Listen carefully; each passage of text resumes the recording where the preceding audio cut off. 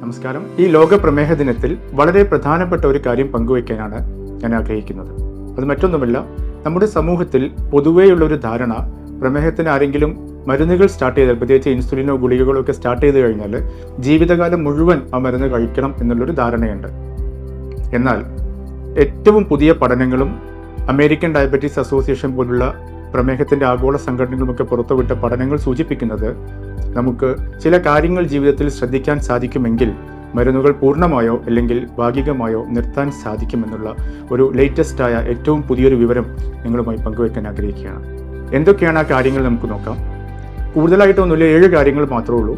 അതിൽ 3 കാര്യങ്ങൾ ഭക്ഷണവുമായി ബന്ധപ്പെട്ടതാണ്.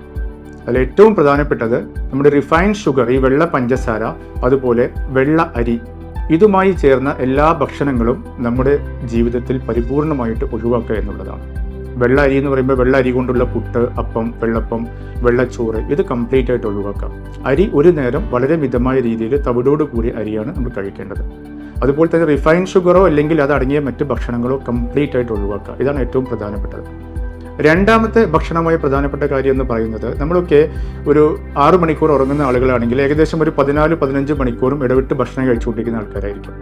ആ രീതി മാറ്റിയിട്ട് നമ്മളൊരു 8 അല്ലെങ്കിൽ 9 മണിക്കൂർ ഭക്ഷണം കഴിച്ചിട്ട് ബാക്കിയുള്ള ഒരു 15 മണിക്കൂറും ഫാസ്റ്റിംഗ് ചെയ്യാം, വ്രതമെടുക്കാം. ഇത് ഇൻ്റർമീഡിയൻറ്റ് ഫാസ്റ്റിംഗ് എന്നതിന് പറയാം.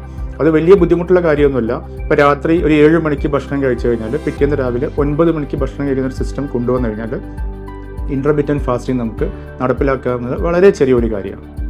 മൂന്നാമത്തെ ഭക്ഷണത്തിൻ്റെ കാര്യം, ഒരു പേഷ്യൻറ്റിൻ്റെ ഹൈറ്റ്, വെയിറ്റ് എന്നിവ കണക്കിലാക്കിയിട്ട് ഒരു ബോഡി മാസ് ഇൻഡെക്സ് കാൽക്കുലേറ്റ് ചെയ്യും. അതിനുശേഷം അവർക്കൊരു പ്ലേറ്റ്, ഓരോ നേരം അവർ കഴിക്കുന്ന ഭക്ഷണത്തിൻ്റെ പ്ലേറ്റ് നമ്മൾ ഡിസൈൻ ചെയ്യും. ആ പ്ലേറ്റിനെ 4ആയിട്ട് ഡിവൈഡ് ചെയ്തിട്ട് ആ 4 പോർഷനിലും എന്തൊക്കെ ഭക്ഷണ പദാർത്ഥങ്ങളാണ് വേണ്ടത് എന്നുള്ളത് ഒരു ഡയറ്റീഷ്യനും ഒരു പ്രമേഹ വിദഗ്ധനും കൂടെ അത് ഡിസൈൻ ചെയ്യും. അതനുസരിച്ചുള്ള ഭക്ഷണം കഴിക്കാം. ഈ 3 കാര്യങ്ങളാണ് ഭക്ഷണവുമായി ബന്ധപ്പെട്ട് നാം ശ്രദ്ധിക്കേണ്ടത്. നാലാമത്തേത് വ്യായാമമാണ്.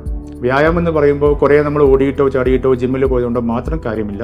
ഏറ്റവും പ്രധാനമായത് നമ്മുടെ മുട്ടിന് താഴെയുള്ള കാഫ് മസിൽ എന്ന് പറയുന്ന മസിലിനെ ശക്തിപ്പെടുത്തുന്ന വ്യായാമമാണ് നമ്മൾ ചെയ്യേണ്ടത്. അത് ഏറ്റവും ചുരുങ്ങിയത് ആഴ്ചയിൽ 5 ദിവസം ഒരു 30 മിനിറ്റ്, അത്തരത്തിലുള്ള ഒരുപാട് വ്യായാമങ്ങൾ നമുക്കിന്ന് ലഭ്യമാണ്. അത് ഏതെങ്കിലും ഒന്ന് നമ്മൾ തിരഞ്ഞെടുത്തിട്ട് കൃത്യമായിട്ട് അത് ചെയ്യും. അടുത്ത ഏറ്റവും പ്രധാനപ്പെട്ട കാര്യം എന്ന് പറയുന്നത് ഉറക്കമാണ്. ഒരു പ്രമേഹ രോഗി ഏറ്റവും ചുരുങ്ങിയത് 6 മണിക്കൂറെങ്കിലും കൃത്യമായിട്ട് ഇടവേളകളില്ലാതെ ഒരു ശാന്തമായ സൗണ്ട് സ്ലീപ്പ് കിട്ടണം. അതും വളരെ പ്രധാനപ്പെട്ട കാര്യമാണ്. മറ്റൊന്ന് നമ്മൾ ശ്രദ്ധിക്കേണ്ടത്, അനാവശ്യമായ ടെൻഷനുകൾ നമ്മുടെ ജീവിതത്തിൽ നിന്ന് ഒഴിവാക്കാം. നമ്മൾ ആവശ്യമില്ലാതെ കുറേ ബിസിനസ്സുകൾ വെട്ടിപ്പിടിക്കാനും നമ്മുടെ കാര്യങ്ങൾ മറ്റുള്ള സമൂഹത്തിലെ ആളുകളുമായി കമ്പയർ ചെയ്യുക, നമ്മുടെ മക്കളെ മറ്റുള്ളവരോട് കമ്പയർ ചെയ്യുക എന്നുള്ള കാര്യങ്ങളൊക്കെ ഒഴിവാക്കിയിട്ട് മനസ്സിനൊരു ശാന്തത നൽകാൻ ശ്രമിക്കുക.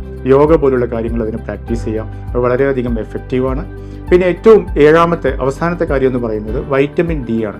ഇന്ന് സമൂഹത്തിൽ പലർക്കും നമ്മൾ വെയിൽ കൊള്ളാത്തതും മറ്റു പല കാരണങ്ങൾ കൊണ്ടും വൈറ്റമിൻ ഡി നമ്മുടെ ശരീരത്തിൽ ഡെഫിഷ്യൻ്റ് ആണ് പലരുടെയും. അപ്പോൾ വൈറ്റമിൻ ഡി ഒന്ന് ചെക്ക് ചെയ്തിട്ട് അത് കുറവുണ്ടെങ്കിൽ അത് സപ്ലിമെൻറ്റ് ചെയ്യണം. കാരണം വൈറ്റമിൻ ഡി ഡെഫിഷ്യൻസിയും ഡയബറ്റീസും തമ്മിൽ ഒരുപാട് റിലേഷൻ ഉണ്ടെന്ന് പഠനങ്ങളൊക്കെ സൂചിപ്പിക്കുന്നുണ്ട്.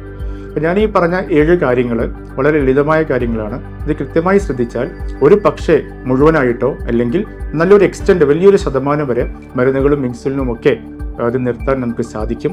ഈ ഒരു കാര്യം നിങ്ങളുമായി ഷെയർ ചെയ്യാൻ ഇന്നത്തെ ഈ ലോക പ്രമേഹ ദിനത്തിൻ്റെ അവസരം ഞാൻ ഉപയോഗിക്കുകയാണ്. എല്ലാവർക്കും എല്ലാവിധ നന്മകളും നേരുന്നു. നന്ദി, നമസ്കാരം.